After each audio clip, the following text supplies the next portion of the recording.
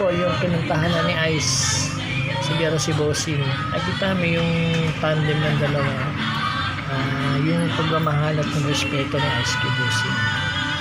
Ito hindi ko maalis na maluha kahit paano kasi nakita ko yung tandem ng father and daughter, kung paano nagmahal at kung paano ginalang ng isang sikat na si Ice Guerra, si Bossing Vic Soto. Ang pagmamahal, gagawin niyan lahat, sabi nga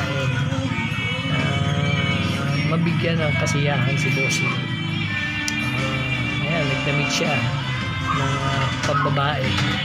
Alam naman natin na si Ice talagang galing sa Itbulaga simula ng bata hanggang sa ngayon. Kami yung maluwa-luwa si Bossing at talagang hindi niya lubos maisip na si